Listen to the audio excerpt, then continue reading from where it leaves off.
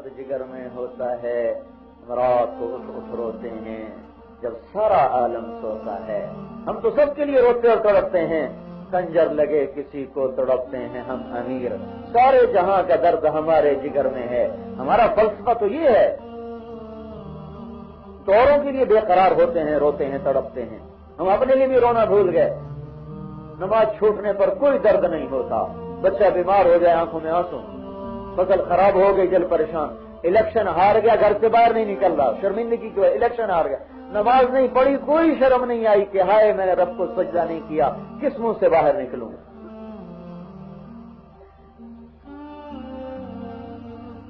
تو بھائی کتنا بڑا نقصان ہو گیا۔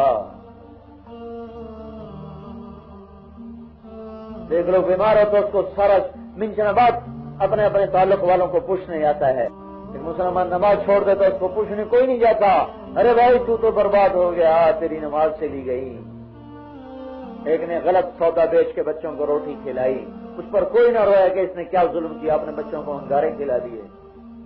ناپ تول غلط کر کے ظالم کا کیس لے کر اس کو چھڑوا دیا، قوت دلائل سے مظلوم کو تباہ کر کے رکھ دیا، اور ظالم کو اور زیادہ طاقت دے دی اور اپنے پیسے کھڑے کر لیے۔ کوئی نہ اس پہ رویا کہ دیکھو یہ برباد ہو گیا، اس کا کیا حال ہوگا قیامت کے دن، جو ظالم کا پشتپنا بن گیا۔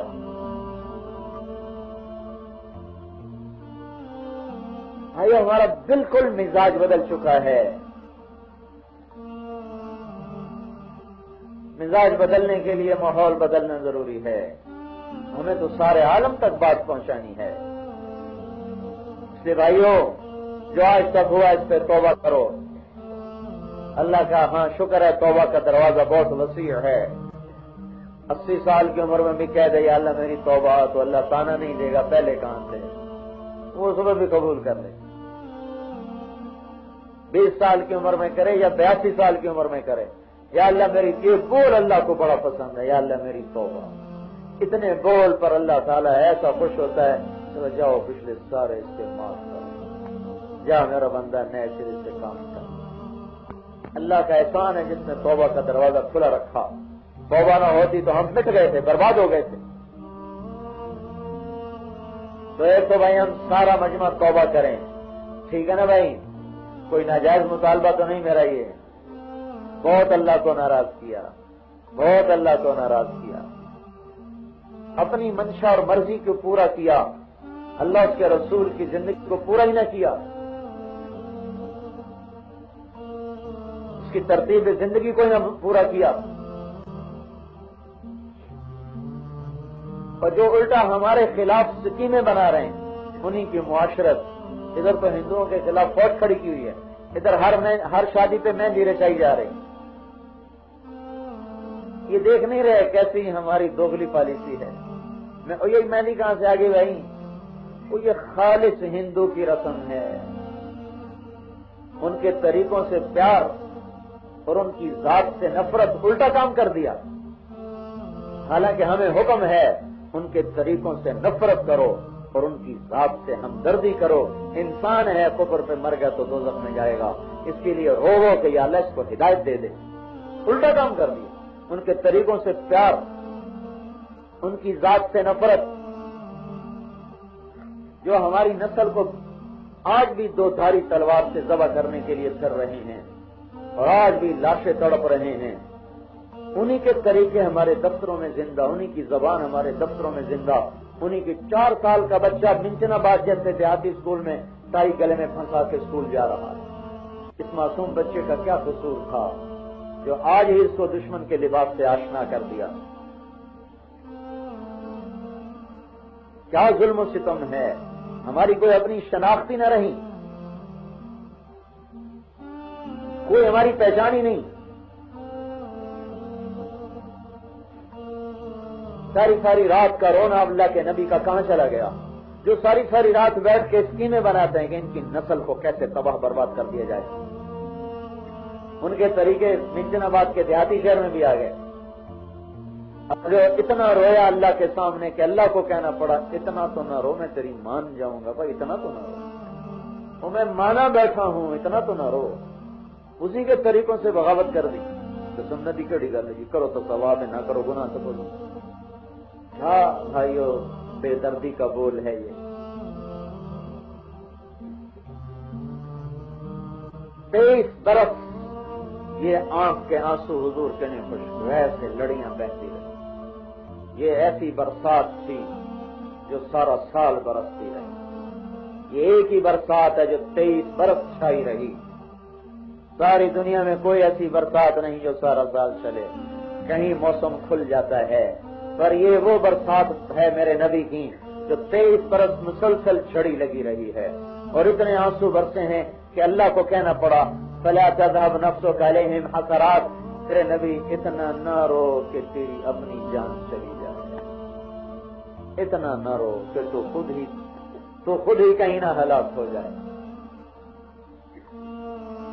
ارے اوہو، دنیا سے جانے کا وقت آیا تو عبداللہ ابن مسعود آئے، بیمار تھے، آپ نے ان کو دیکھ کر بڑی لمبی دعا دی ہے، آواکم اللہ، حفظکم اللہ، نصرکم اللہ، قواکم اللہ، ایدکم اللہ، سلمکم اللہ۔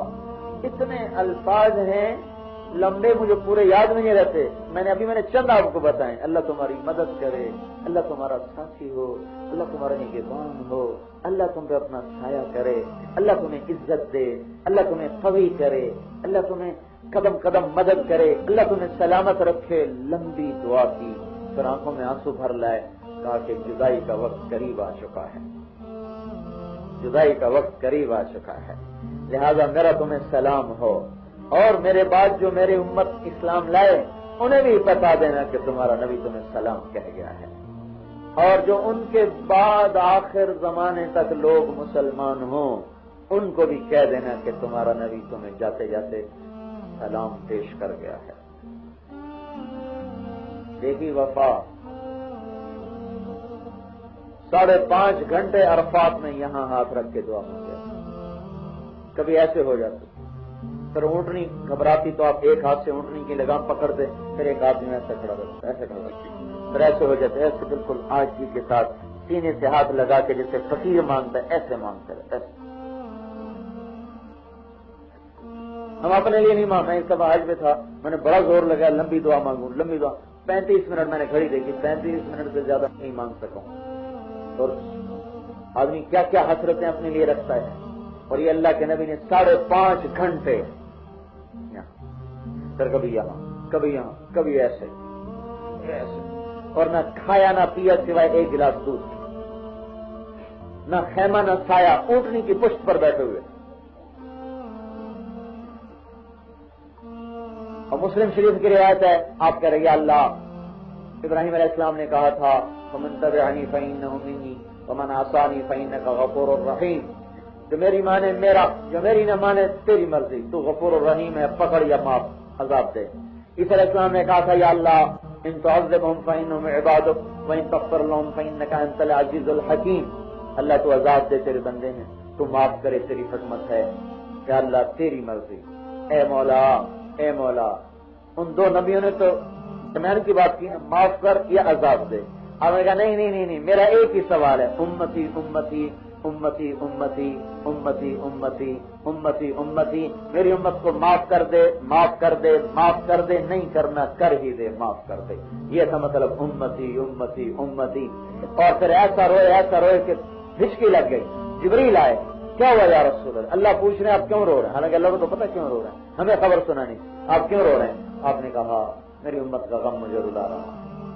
تو اللہ تعالیٰ نے کہا اچھا تو رو نہیں، میں تیری امت کے بارے میں تجھے خوش کروں۔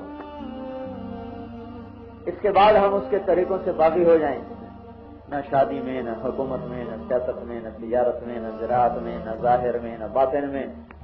بھائی اور کچھ تو حیثیت سمجھنی چاہیے تھی اللہ کے محبوب، اس کی دعائیں، اس کا رونا دھونا۔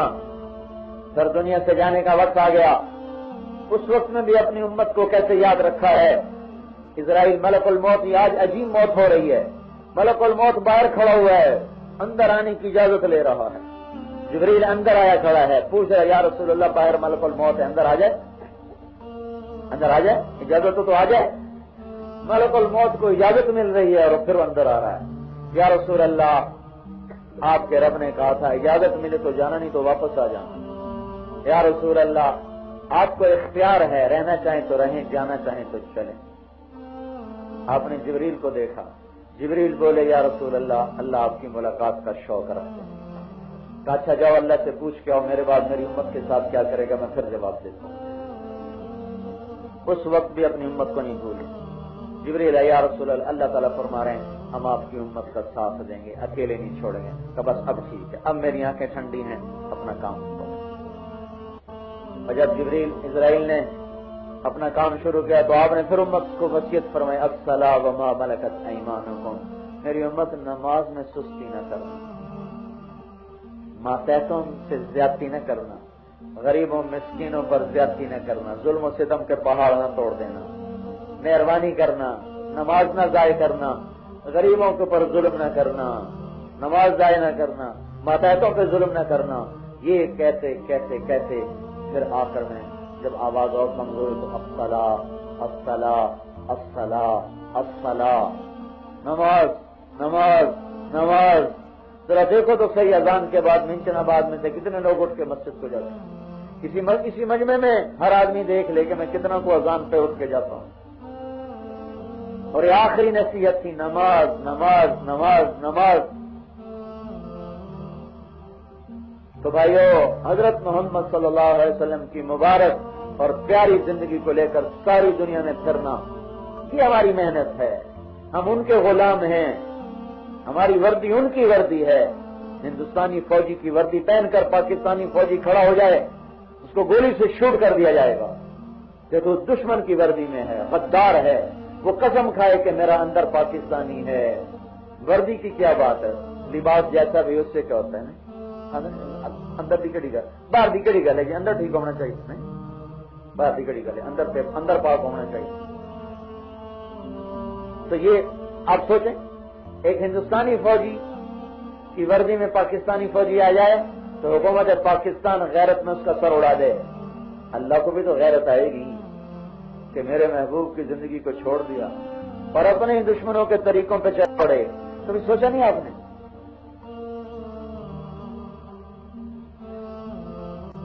آج بھی اسکیمیں چل رہی ہیں کہ امت کو صفحہ ہستی سے مٹا دیا جائے۔